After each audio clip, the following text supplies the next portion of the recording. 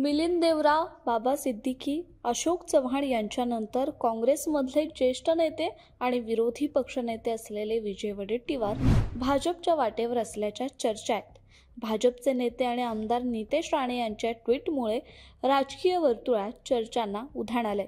काँग्रेसमधील गळती कधी थांबणार असं म्हणत असतानाच आता विरोधी पक्षनेतेच जाणार का यावरून मात्र काँग्रेसमध्ये धाकधूक वाढली आहे।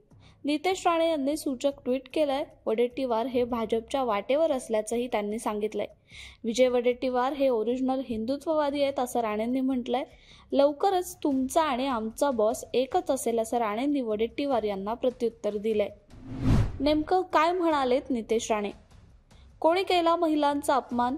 हिंदू भगिनींना लव्ह जिहादच्या नावानं फसवलं जातं तेव्हा तुम्ही कधी बोलताना दिसत नाही। विरोधी पक्षनेता हा फक्त एका धर्माच्या बाजूने बोलणारा नसतो हे लक्षात असू द्या। महाविकास आघाडीच्या काळात पोलिसांकडून वसुली करताना तुमच्या सरकारला पोलिसांची काळजी वाटली नाही का? असो, आपण ओरिजिनल हिंदुत्ववादी आहात आणि आमचे जुने सहकारी पण। काय माहित तुमचा आणि आमचा बॉस लवकरच एकच असेल। म्हणून इथेच थांबतो। जय श्रीराम। महाराष्ट्राच्या राजकारणात विरोधी पक्षनेत्यांची पक्षांतर करणं किंवा सत्तेत जाऊन सामील होणं हे काही नवीन नाही। अगदी राधाकृष्ण विखे यांचं ते अजित पवारांपर्यंत या सगळ्यांची नावं अशा वेळी घेतली तर वावगं ठरणार नाही आणि म्हणूनच विजय वडेट्टीवार हे भाजपमध्ये प्रवेश करतील अशा शक्यतांनाही नाकारता येत नाही।